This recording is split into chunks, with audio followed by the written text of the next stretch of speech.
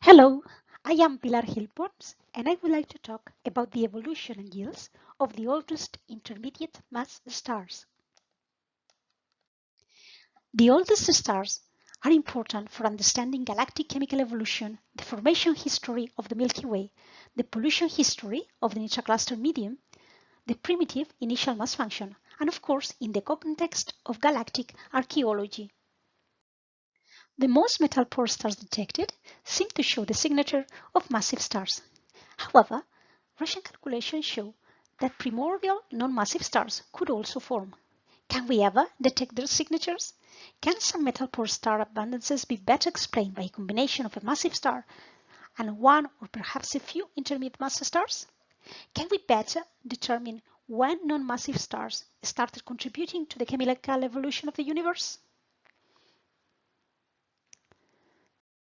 In order to answer these questions, it is important to know the evolution and nucleosynthesis of the most metal-poor intermediate mass stars.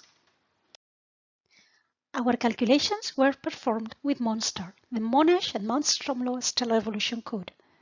We use variable composition low temperature opacities, which are critical for this type of models.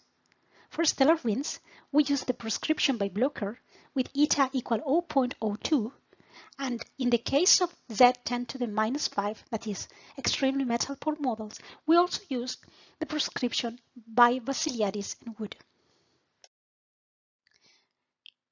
In order to determine the nucleosynthesis beyond the 7 species which are necessary to determine the stellar evolution, we use Monsoon, the post-processing code developed in Monash University and Monstrom. It includes 77 species up to the ion peak and a proxy particle for its process nucleosynthesis. Reaction rates are from GINA, and they include some updated extra proton and alpha captures. As a result, we got the ejected mass for each species in all of our models.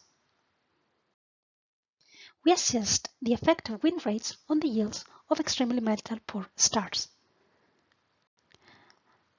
Together with other models existing in the literature, we present here in black solid line the yields of Z10 to the minus 5 intermediate mass stars computed with a wind prescription by Vassiliadis and Wood, and in black dashed line the yields of our Z10 to the minus 5 models computed with the Blocher prescription.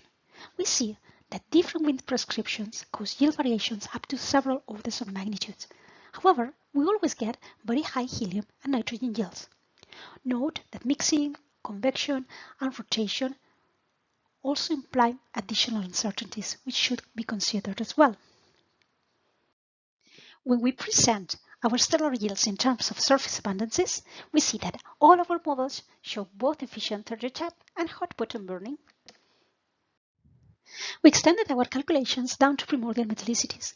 In terms of expected fates, we see that the mass limits for carbon burning, electron capture, and core collapse supernovae are similar to those we obtained with all the calculations, which included only the Vassiliadis and Wood prescription for the wind rates and constant composition low temperature opacities. We still can get type 1.5 supernovae. However, they would occur in narrower initial metallicity and initial mass ranges. If these objects really occurred, they would provide high amounts of ion earlier than type 1a supernovae.